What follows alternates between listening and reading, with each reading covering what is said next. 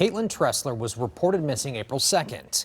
But just days before, police made contact with her and her boyfriend while responding to a domestic violence call. Police made 3 well-being checks for Caitlin in the days that followed. They also executed a search warrant at her home once her case was handed over to the missing persons unit.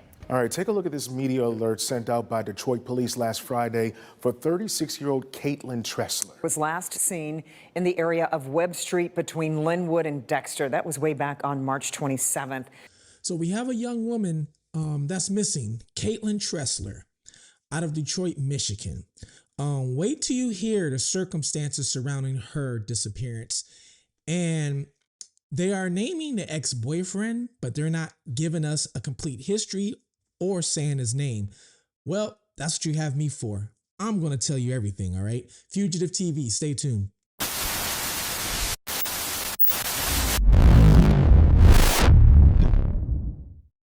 Welcome to Fugitive TV. I am your host, Ray Marcel. Well, what we do here is we take a look at cases of missing individuals, cases that need a big spotlight, or cases that might need another type of look. Because see, I was once a fugitive on the run from the law myself.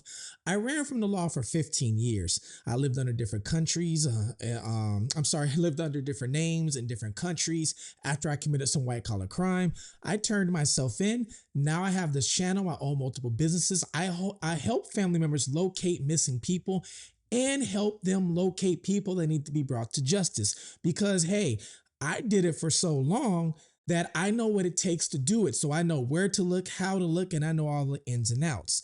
Now, today we're going to take a look at a case that could be all 3. Missing person, a person needs to be brought to justice, and not only that, a case that needs a bigger spotlight. Right now, we're going to go to Detroit, Michigan, a case out of Detroit. The lady's name is Caitlin Tressler. Caitlin Tressler is missing out of Detroit. Now, I'm going to get into the full details of this, but before I get into the full details, I'm going to give you kind of like a back gist of it. Police were originally called to her place on a domestic violence call, and the police, if you ask me, didn't do a proper check. Okay, they didn't do a proper check, and they left. Pretty much nobody's really heard from Caitlin since then, is my knowledge. All right. There's a U-Haul that's involved. Her house looked like it was being halfway moved. And so what we're going to do right now is we're going to get into the details. So I'm going to read you guys an article real quick. All right. Yeah, Detroit police confirming that new person of interest is Caitlin Tressler's ex-boyfriend, who her friends say she had recently been in contact with, and they're terrified. What kind of goes through your mind as someone who clearly cares about her deeply? How scared she must have been. Trying not to let her fears overwhelm her hope that she'll soon find her missing friend. 36-year-old Caitlin Tressler, the singer, songwriter, artist, and mother, described as bubbly and charismatic, missing since March 27th. She always has the coolest fashion, you know, she's that cool person. You always want to be around her. She makes everything fun. Caitlin's close friend says they would always stay in close contact. She says for the last year and a half, Caitlin had been living with an ex-boyfriend in Virginia, but I got a message from her in February that she was moving to Detroit to get away from him. She had left him because he was abusive. And last month, her friend says she learned Caitlin's ex-boyfriend, now a person of interest in her disappearance, had come to Detroit. Caitlin allegedly saying on March 24th, they'd been planning to head back to Virginia. All right, so this article right here is from Fox 2 Detroit. And it says, missing Caitlin Tressler, Detroit police name ex-boyfriend person of interest. All right, so police have named the ex-boyfriend a person of a missing Detroit woman as a person of interest. On March 27th, Detroit police say they were called out to a domestic violence incident where they met by Caitlin Tressler through an open window. Police then say they spoke with a man inside Tressler's home who was identified as her ex or possibly current boyfriend at the time. They determined there was no threat and left the scene. However, how officers handled that situation is now under investigation. Now, wait till you guys find out the ex-boyfriend's past, and what he was accused of. I should actually not even accused, because he was found guilty of it. All right. So I'm going to show you guys all this. All right. So wait till you find this out. Now it says a couple of days later, on March 29th, officers conducted a welfare check where the landlord let them into the home, only to find no one there. Meanwhile, police say there was no signs of struggle or anything unusual. According to authorities, it looked as if someone packed up and was moving out. So they said they found nothing unusual. There was no signs of struggle, but there were signs of, it looked like as if someone packed up and was moving out. So they didn't say they moved out completely. They said moving out. All right. 2 more welfare checks took place on March 31st, but officers say they did not make entry and received no answer at the door. On April 2nd, a missing person report was made and a search warrant was executed at the home, in which authorities say it appeared in the same condition as it did during the previous check. So as in, when the previous check, they said it looked like somebody was packed up and in the process of moving out, right? So if you ask me, it sounds like nobody was there since the first time. Everything was still left the same. On April 2nd, a missing person report was made and a search warrant was executed at the home, in which authorities say appeared in the same condition as it did during the previous check. Investigators believe the ex-boyfriend is considered a person of interest. They have made contact with him. A U-Haul connected to the case has also been recovered, and 2 other vehicles are found in the driveway, both registered to Tressler. They were impounded and are being processed as part of the investigation. As of Thursday, police say there has been no known contact from Tressler and family and friends, and have not reported hearing from her. There has been no activity and have not indicated whether any evidence collected so far is significant. They're using all available resources, including technological tools, and are collaborating with other agencies. They are also asking anyone with information about Tressler's whereabouts to contact police. Now, on this one from CBS News, okay, Caitlin Tressler, who was 36, has not been seen or heard from since March 27th. So technically, like I said, she hasn't been seen or heard from technically since March 27th, when the police first went to her door. Now, when they went to the door, because this is a domestic disturbance call, right? What happened was they made contact with Caitlin at that time. All right. So they did make contact with Caitlin at that time, but it was through an open window where she spoke to officers. So she never let them in. She was talking through them through an open window. And then the ex-boyfriend was behind her, in the back. So we don't know exactly what was going on. He could have been coaching her. We don't know, but she was contacting them through an open window. She didn't even open the door. Now, at that point, officers determined that there was no threat, and then they left the scene. So they talked to her through the open window, I guess asked her some questions. You all right? You in danger? And she probably said no, and then they left the scene. Even though it was a DV call, domestic violence call, okay? The one thing I'm not seeing is they're not saying who made this call. I got to see if I can find out who made this call. That's the one thing I am not seeing because that's important. What if she's the one that made the call? All right, so I gave you articles pretty much from Fox and big media, okay?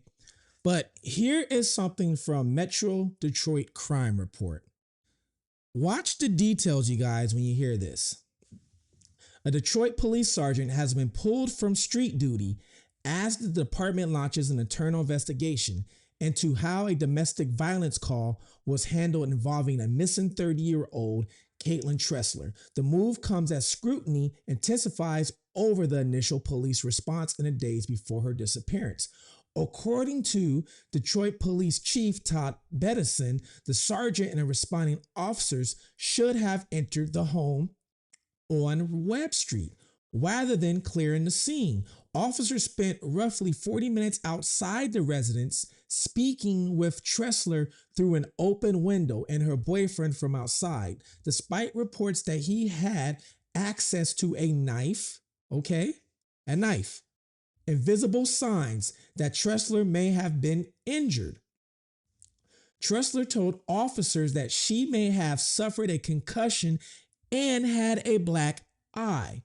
Tressler was last seen on March 27th when the call took place. Police later conducted welfare checks on the home, finding it empty with indications that someone had been packing or moving out. After multiple failed attempts to locate her after they were knocking on the door, she was officially reported missing on April 2nd.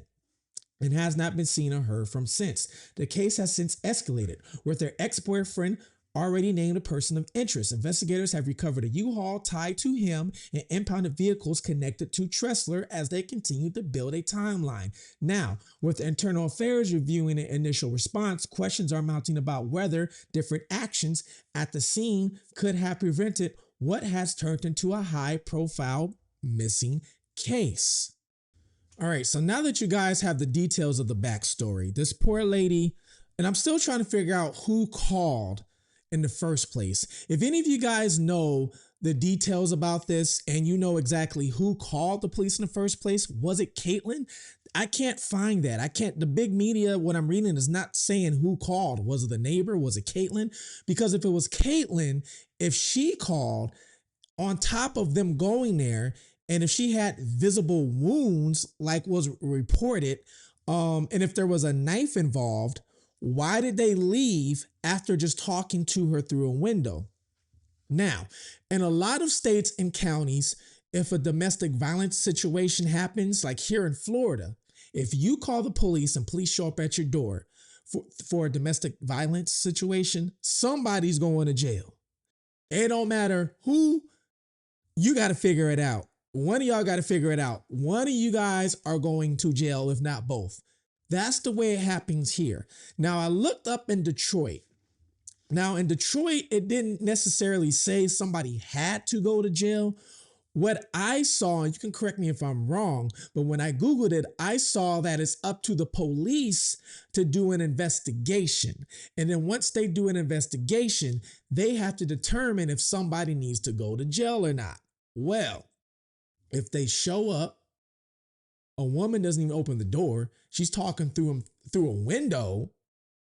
And if she has a visible sign that she was hit or struck and a knife is in a situation, that would be signs of, hey, can we enter the house? Hey, can you open the door for us? Are you under, duress or anything? So I want to know what this conversation happened. I would love to know the conversation. I would love to see the body cam footage of the conversation and what exactly happened, what questions they had, how did she look before they walked off. And I'm pretty sure other people want to see these questions too. Now, because of that situation, we don't even know what happened. That was the last time she was seen with the man that's in the back who was apparently her ex-boyfriend. And then for some reason, they took the U-Haul that was under his name. So the reason why he was there in the first place with the U-Haul was reports are saying that she was moving back to Virginia with him. See, she broke up with him in the first place because of allegedly he was abusive, and then she went to Detroit. Well, it sounds like to me, he stayed in contact with her. She was talking with him, and he was either forcing her to move back or convincing her to move back. And, she probably fell for it and was like, I'll move back with you. Now, I don't know why he would want to move back to Virginia. He has a record in Virginia. I wouldn't even want to live there if I was him, but I'm going to show you guys why. Was he a person that was jealous of her? Was he a person that, like, I can't have you, nobody will? Now, they said person of interest. I'm not going to give you his full name, but the guy's name is Justin, okay? Justin is the ex-boyfriend who police thought was the boyfriend at the time. Now, what we're going to do is we're going to take a look at Justin's criminal history. You are going to be shocked at this, okay? All right, first thing I want to do is read you this article because the article's involving the ex-boyfriend from years ago. Watch this. Update. Police arrest bank robbery suspect. Police have arrested 31-year-old Justin. Now, this is back on April 15th. April 15th, 2015. So this is almost 11 years ago, okay? So police have arrested 31-year-old Justin in connection to Thursday's bank robbery. He is being held at the Albemarle Charlottesville Regional Jail without bond. A mugshot of Sproul was immediately available. Well, gave you his name, Justin Sproul. Hey, tried to hide it, but sorry, I can't. Albany County Police Department has released surveillance photos of the suspect accused of robbing the Virginia National Bank on Thursday. Now, if you want your name from being blasted, maybe you shouldn't be doing this type of things for public information, because this is public and you robbed the bank, buddy. So it says the original on April 14th, 2015. The Albany County Police Department is investigating a bank robbery that occurred Thursday evening. The Virginia National Bank on Route 29 near Fashion Square Mall was robbed around 5:15 p.m. Police on the scene say the suspect is a white man who was about 6 feet tall and wearing all black clothes, according to the officials. No weapon was displayed during the robbery. The suspect ran away from the scene with an undisclosed amount of money. So that was the original report. Then they updated it saying that, hey, they found him.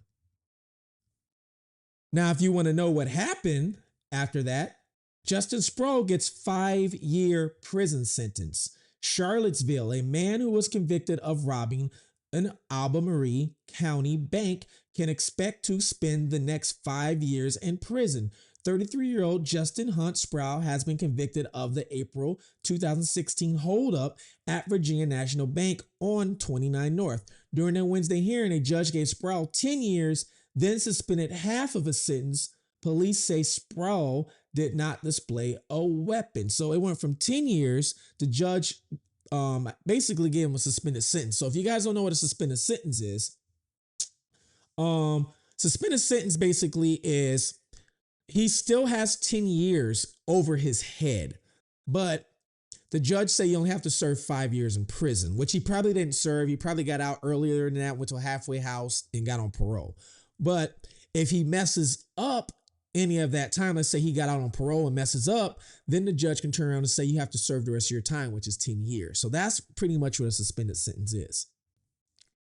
So I read you about the bank robbery. Let's take a look at the actual more of the criminal record. All right. So he also has a history of violating protective orders.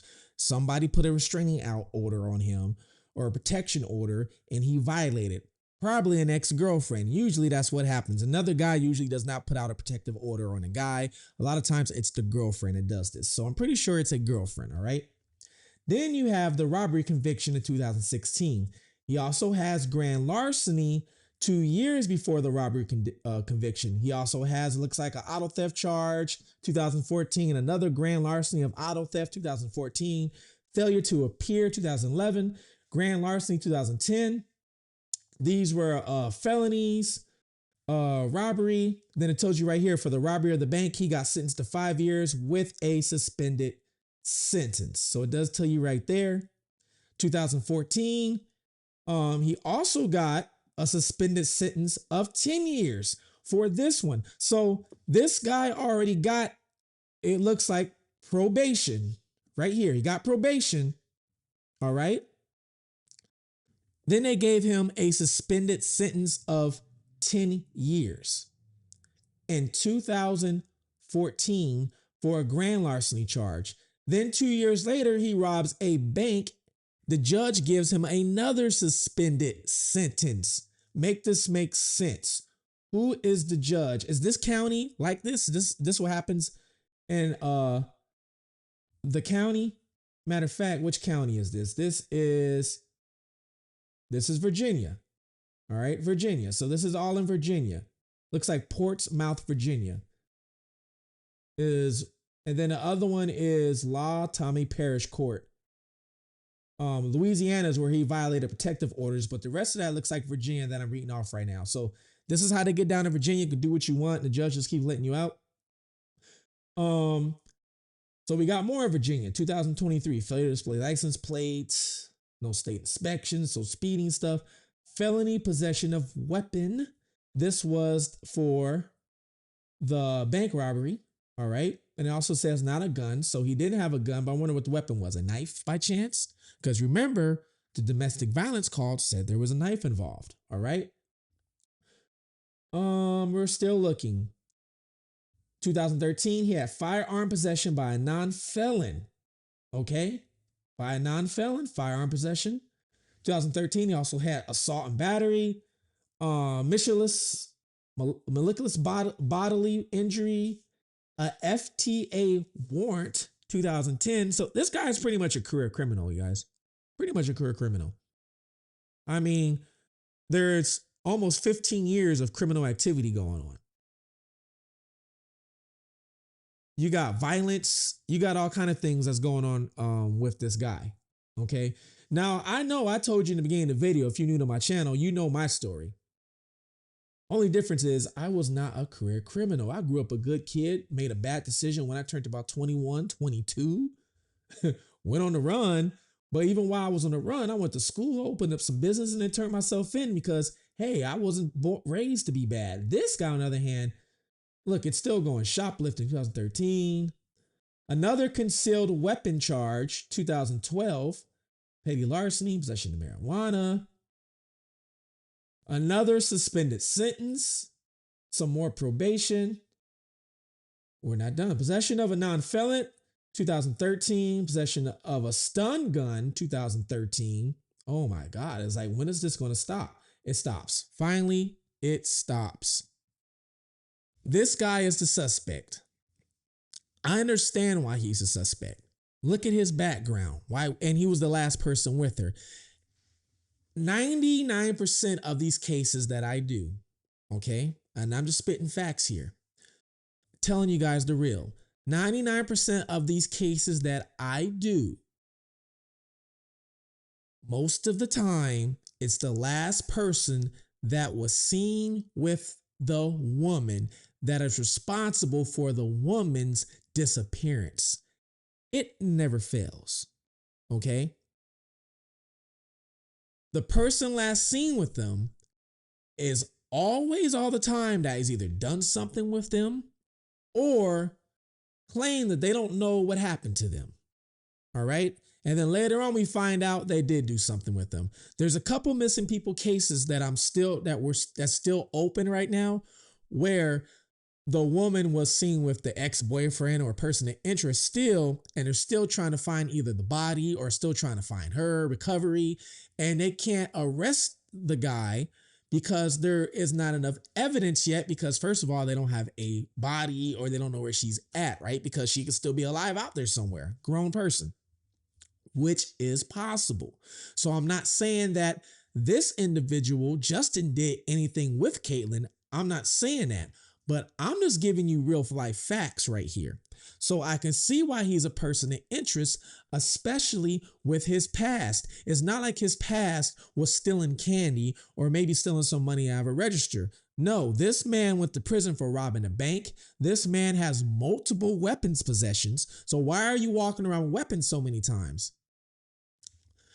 When police arrived at her house, she apparently had visible wounds. There was a knife involved. Why didn't the police go inside at that time? Why wasn't an arrest made at that time? If that was the case, Caitlin might still be here. Okay. Why was this guy, if he did do this or did do some, or if he's anyway responsible for her disappearance, why was he let out of prison so many times? You saw the record. Why was he getting a suspended sentence so many times? Is this how they do it in Virginia? I don't live there, so I don't know. You guys let me know that's from there. Is this how they do it? You mean I tell me I can go to Virginia right now, commit crimes, and go sit a few days in jail, and the police or the judge is going to suspend my sentence?